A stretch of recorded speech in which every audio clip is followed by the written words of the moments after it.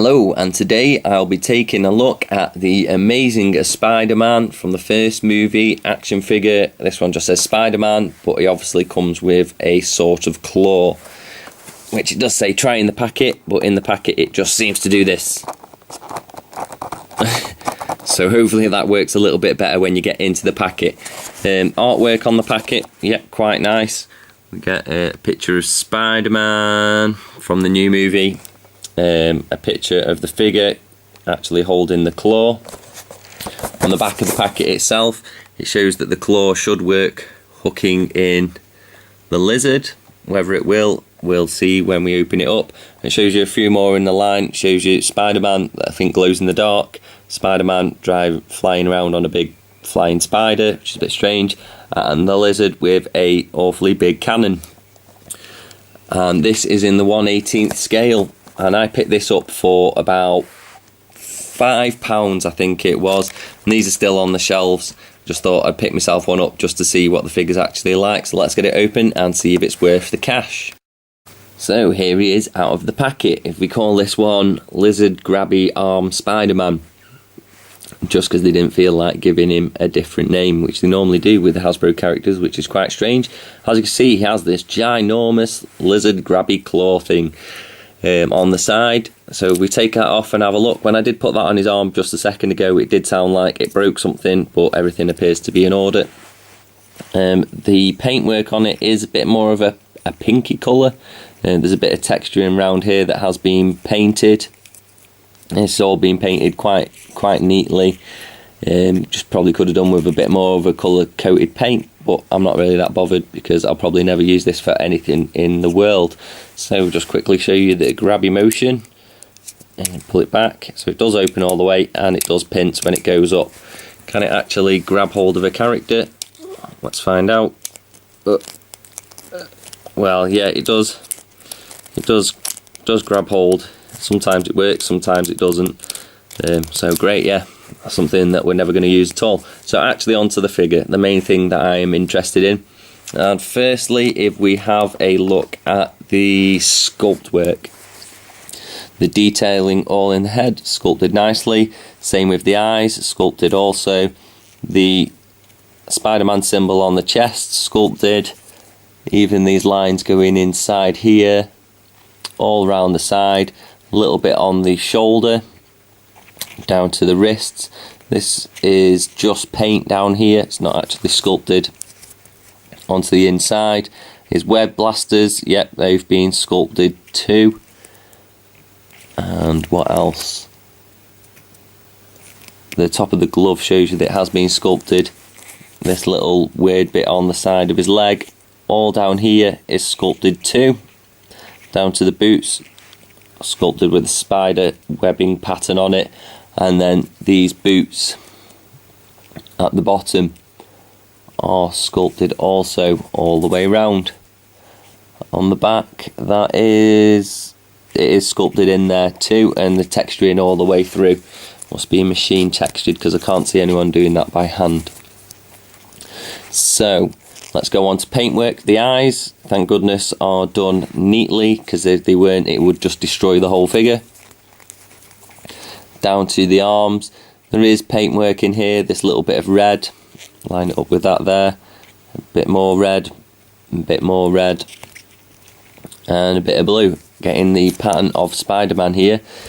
And the silver on the front isn't done the best. It has got quite a lot of bleeding on it, but it is very fine detail, but it does have bleeding on it. Down to the feet on the trainers, this is gone over, quite a lot of bleeding over the actual sculpt work, and there does seem to be a little bit of a wash in the gaps here to bring out the webbing design. And also the red on the legs has been painted, and the red around the belt is nice because that's what colour of plastic it's been sculpted in. It's been painted blue, obviously. And here, this is where it's been painted. It's on red plastic, but it's been painted blue. And this bit is a bit more of a burgundy colour because then they've painted the red over the top of the blue. And the bottom of the arm, I think, is actually moulded in blue. So that's a bit strange, but they've managed to get the colours to match, which is good. If we go on to articulation, the head is on a big ass peg with a very long neck, which means we should get a reasonable range of motion. Good up, good down. Obviously nothing to get in the way of it going all the way around. And the shoulder is on a peg and a hinge. So all the way up, all the way down. How far does it go across the chest? Not at all. That's it. That's as far as it goes to the back. Same again, won't go any further at the back. The arm is on a peg and a hinge. The elbow, sorry, is on a peg and a hinge. You do get more than 90 degrees out of that one, which does help with posing, especially with a Spidey, but doesn't do it so much that way, but you can get it across the chest to get it in some reasonable poses. This hand is in a thwip hand, and this hand is a fist hand. Articulation's just the same on that leg. Unfortunately, it comes to the crotch, and that is just a swivel. Nothing else in there, so Spidey's not going to get nothing out to the side. No side kicking coming from Spidey this time. The knee is a peg and a hinge. We don't even get 90 degrees out of that. And then we get no ankle articulation. So to get Spider-Man in a good pose, you just can't, unfortunately, which is a sin of mine, really. Thinking that Spider-Man can't get into a good pose with his legs, because that's just what makes the figure of a Spider-Man figure. Oh, I forgot to mention the paint on the back. This paintwork here has been done neatly, which is good, better than the one that's been done on the front.